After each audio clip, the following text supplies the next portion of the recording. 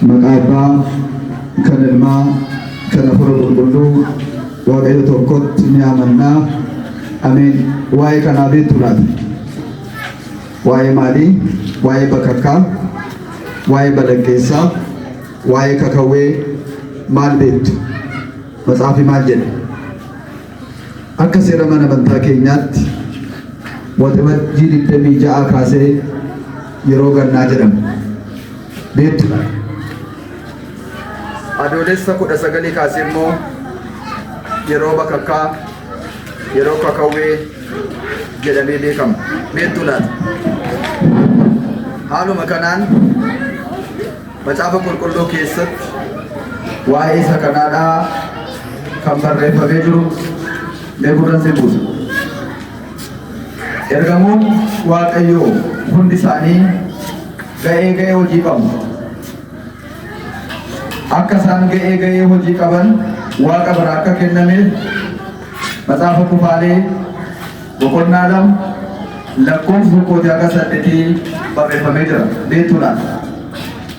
Keessumatti bakakkaa irratti, kakawwee balaqqeessa irratti Waaqayyo biraa muudamni kan kennameef ergamaa qulqullaa'aa Uraa'eliidha. Kanaafis ragaan kitaaba qulqulluu macaafa Henook boqonnaa 6 lakkoofsa 1 kaasee barraa'ee jira. Beektu laata? Dhala namaa keessaa immoo waa'ee bakakkaa qoratee icciitinsaa mul'atee fi dhalootaaf kan barreesse Henook nama jedhamudha. Macaafa Henook boqonnaa 15 lakkoofsa 39 kaasee haga 44 barraa'ee jira. Beektu laata? Waa'ee bakakkaa ilaalchisee barsiisa gooftaan keenya barsiise immoo yaadattu laata? Gooftaan akkas jedhe wangeela Maatewos boqonnaa 24 lakkoofsa 27 irratti akkas jedhe bakakkaan ba'aa biiftuutii ba'ee haga lixa biiftuutti akkuma mul'atu dhufaatiin ilma namaas akkasuma ta'uudhaaf jira jedhee gooftaan barsiiseera. Beektu laata?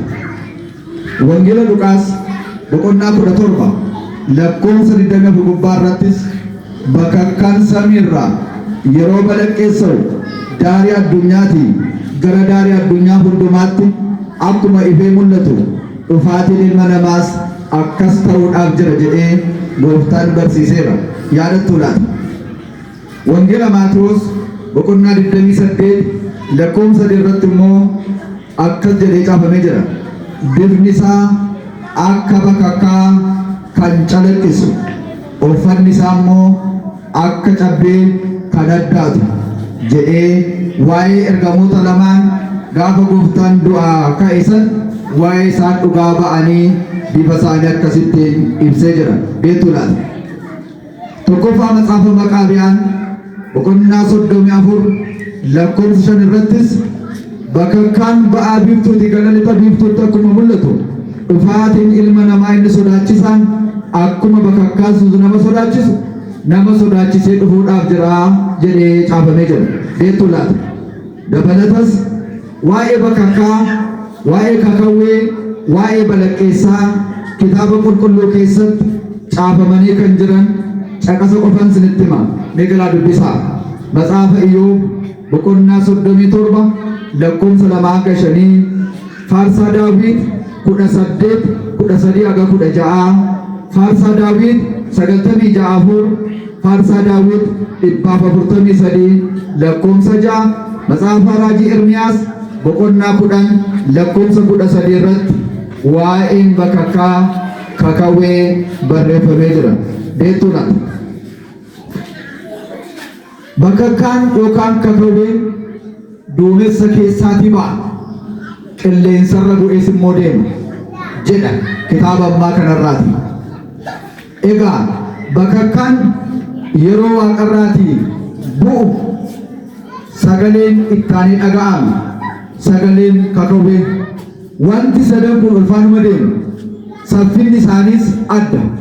Keessumatti sikeendii tokko irratti bakakkaan samiirraa yeroo bu'u sikeendii tokko irratti saffisanni saffisee deemee lafa ga'u haga kiiloomeetira kuma dhibba sadii akka ta'e beektuu laata.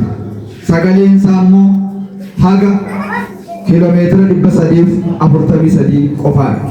Kanaaf saffisi bakka darbatamuu baay'ee hamaaf cimaadha. Akkaataa dhageettiin sagalee bakakkaa fagootti dhagahamu immoo haga kiiloomeetirii 160tti kan fagaatu yommuu ta'u, sagaleen kakawwee sun immoo kan inni dhaga'amuu danda'u ifni isaa haga kiiloomeetira 160tti, sagaleen isaa garuu haga kiiloomeetirii 20 qofaatti dhaga'ama. Horiin bakakkaa kana keessaa bifa abiddaan mul'atu baay'ee cimaa ulfaataadha. Garuu kan nama dhibu Waaqayyo battaluma isaa dafee qabbaneessa taanaan malee akka ho'a abiddaa elektirikii kan biraadhaan nam-tolcheedhaan ammatu kan lafarra turu ta'e lafarratti homaa tokko hin hafu ture. Beektuu laata.